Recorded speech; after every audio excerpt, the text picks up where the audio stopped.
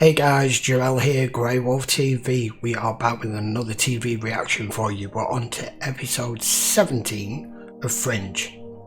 Now the last episode, kind of a standalone episode-ish, again, with the creature that was made up of several different ones that was all genetically modified.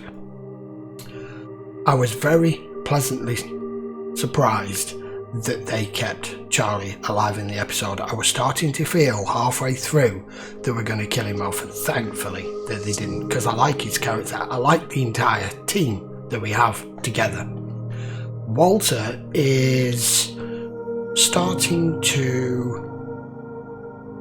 realise that some of his actions have consequences. He's been one of these guys for most of his life who's so intent on producing results, creating experiments and God knows what else, and never thinking of the consequences. And that last episode showed him be remorseful for the fact that he didn't create that creature, but he said that could have been me that did that a few years ago. I would have done that. I would have continued down that line until I perfected it.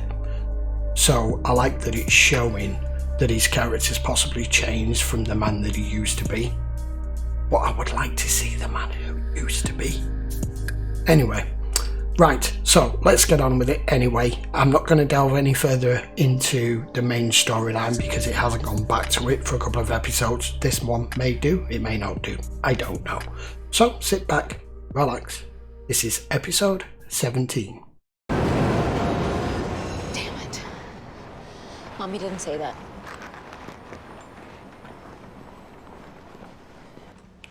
I like how Fringe create that suspense at the beginning of an episode because you know something is coming. Oh. No! Don't!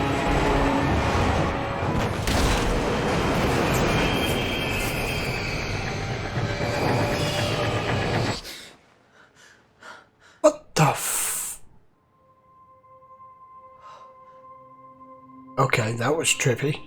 Really, Liv? What time did you wake up? Are you okay? And in other news, a suicide on the subway system last night got rush hour off to a slow start this morning. Reese Pierce, a New York City school teacher and mother of an 18-month-old daughter, flung herself in front of an oncoming train last night while returning home from the circus. It felt like I was really there. No, you were asleep in your bed. Wait a minute. Have you experienced any nausea, Agent Dunham? I thought you might have teleported to New York in your sleep and killed her. Wouldn't that have been wondrous? We were happy. She wouldn't kill herself. You gotta believe me. This is the digital backup. The primary drive is in evidence. Can you slow this down? Just start at the top. Yeah, it does look like she jumped. Perhaps you killed this young woman in some less direct way. No. We just watched her kill herself. Perhaps you compelled her to jump using your mind. Do you have any reason to want her dead? Romantic rival, perhaps? What? I didn't even know her. Then why did you kill her? I don't know. Stop. Both of you. Stop. Nobody killed anyone. Why do you kill her? Surprises you, Peter. Agent Dunham is your friend. You trust her. She says she killed that girl. Are you so presumptuous to believe her only when she says what you want to hear? To kill with thought. Ah. Someone dead. To murder with the mind. With your mind. Come on. That's ridiculous. You're right, I'm sure. Unless, of course, it happens again. What? Do you think it's okay to just flirt with her like that? Honey, please. What is it? I'm not young enough. Honey, is there something I'm wrong? not sexy enough anymore. Honey, Why are would you you doing relax? this to me? What is the matter you with you? bastard! Just you calm cheating down. bastard! I can see the way you're looking at her. You cheating bastard!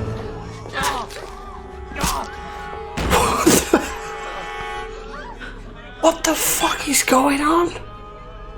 The damage was quite severe. Upper and lower intestines both shredded. She essentially gutted him. Ow! He's gonna die. That's why they gave her permission to be here. It doesn't make any sense. Doesn't to me either. Billy's devoted to me. Suddenly, I knew he was gonna leave me. I was convinced of it. Agent Dunham, I need to talk to you right now. It wasn't you. Yeah, you're getting too close here. Olivia, what exactly do you think you're doing? I made her do it, Peter. Who was sitting here? Lady, this isn't the Palm. We don't keep a seating chart. Who was it? Whoa, whoa! Was I there? Was it me? Agent Dunham. Just some guy. He comes in every now and then. Blonde hair. He's got a scar on his face. I know who that is. There. Oh, him. Blonde hair, a scar. And he was at both crime scenes. So he's our link. Someone's been coming into my dreams. And he's either been making me kill people or he's been killing people and making me watch. These things that we see every day, these things that we investigate. They're happening to me. I'm opening a new case. Subject's name is Nick Lane. Agent Dunham is on point. He had an emotional brightness. If he was happy, he would light up a room. Sad, he was like a black hole that would suck you right down with him. Nick was convinced he'd been recruited as a child for a series of top-secret experiments, that he was being prepared to serve as a soldier in the coming war against denizens of a parallel universe. Oh my god. There is a war coming. No way. Not a war of hatred and anger, a battle for survival. How old is he? What? Nick Lane, what year was he born? 1979. I've just seen it. Where? Jacksonville, Florida. Florida. Aren't you from Jacksonville? Yeah, she is. She mentioned that. Why? What do you think you know? We need to talk to him now. Cortexiphan was a highly experimental drug. William theorized that it might enhance certain abilities in predisposed children. Let me guess. You experimented on people. Oh, no, not me. William. Perception is the key to transformation. Reality is both subjective and malleable. If you can dream a better world, you can make a better world. Or perhaps travel between them. You're saying that Cortexiphan worked on feelings? That's reductive, but it's essentially yes. What if Nick Lane wasn't affecting people with his thoughts? What if he was affecting them with his emotions? What if he was on the platform because he was considering killing himself? Often, when we experimented on children, we would put them in pairs, kept them from becoming frightened or feeling isolated. An intense bond could form. A bond which could be greatly amplified by a drug like Cortexiphan.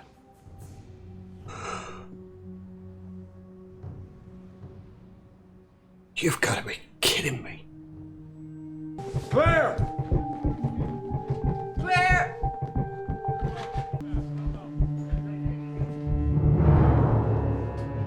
What the hell is all that?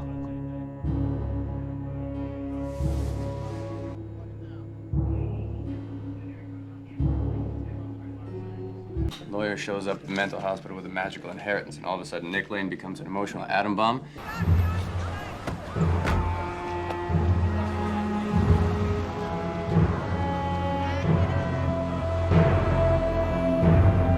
Oh, shit!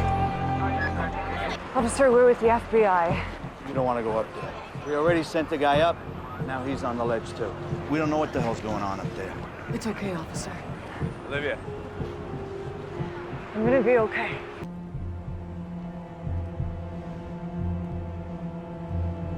Nick Lane? Olive. You hurt me. You hurt me. What do you call her? You were always the strong one. Whenever I got scared, you could make me feel better.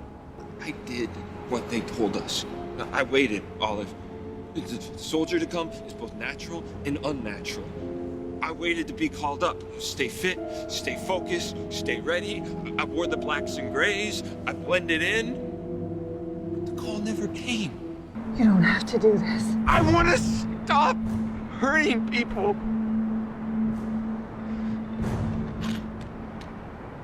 Take it. I can't fight this much longer. Listen to me. Come down. 38 miles. Shit, that made me jump. I do hope Agent Dunham meant to do that. Shoot me. That made me jump. Or I will jump. And they will all jump with me. I'm sorry.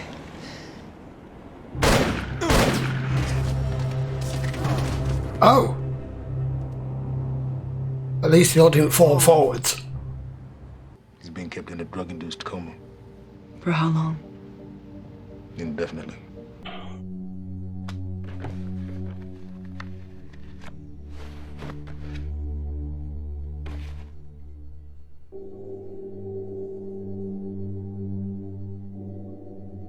Is the incident contained?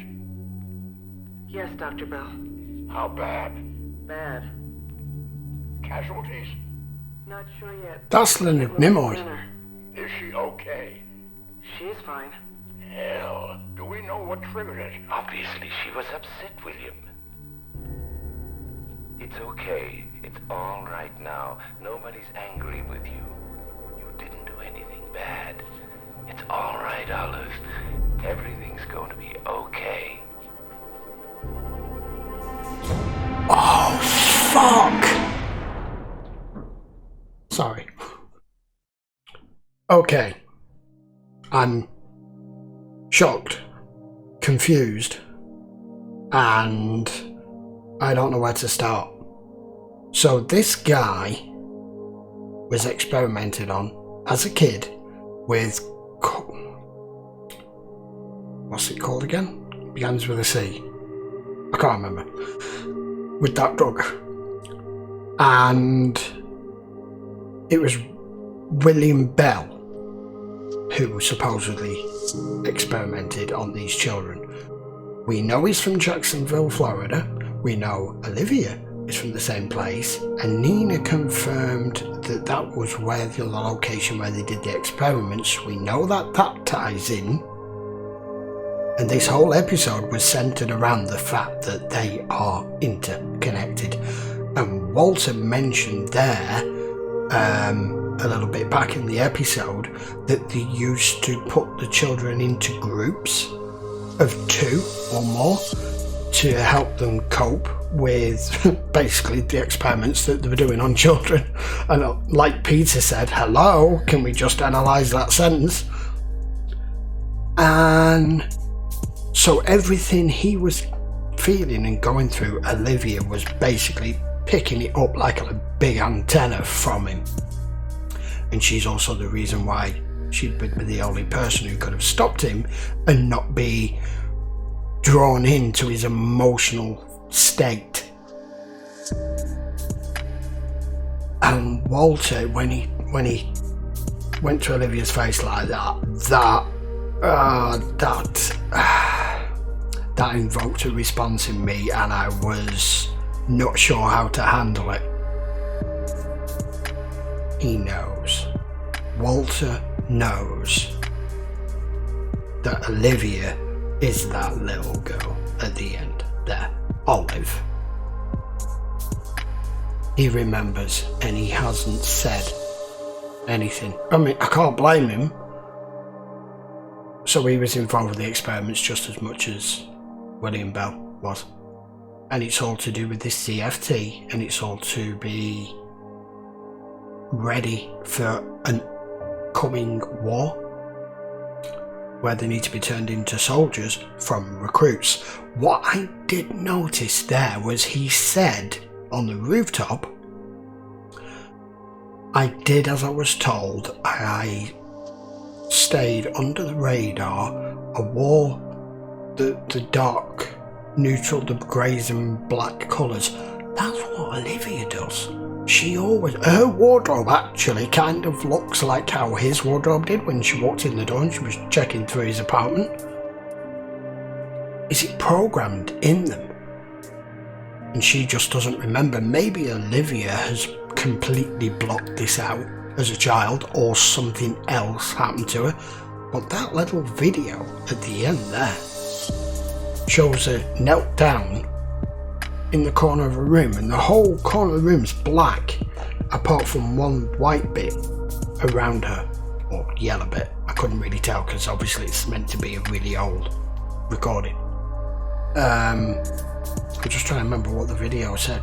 It said she was upset.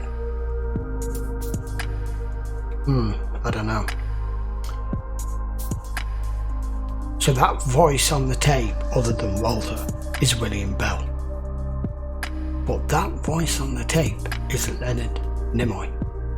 If Leonard Nimoy is going to be in this, I am going to be so happy, because I did not know that. Because it's such a shame that we've lost him now. Well, I said I wanted more of the storyline to move on, the main storyline, and it did. But it didn't look like it was to begin with. The first half of this episode was what we thought was just about a case and it affecting Olivia. And then they turned it on its head and gave us all of that. This is all leading somewhere. I really want to know where this show is. So well written. So well executed. I don't know what else to say, guys, until I get more. I'm hoping when we get to the end of this season, I may have to do a really long review and synopsis at the end of it to sum all of this season up, because there's so much to talk about. Right, there you go. Fringe, episode 17. Right, guys, put in the comments what you thought of that episode. At this point, don't give any spoilers. And while you're at it, hit that subscribe button, turn your notifications on, so that you know when all my videos release. And we'll be back with another episode of Fringe fairly soon. It will also be available on Patreon, full version if you want to watch it in the full length. So go check that out, link will be in the description as it always is. Right then guys, I think that's it, so I will see you in the next one. Take care.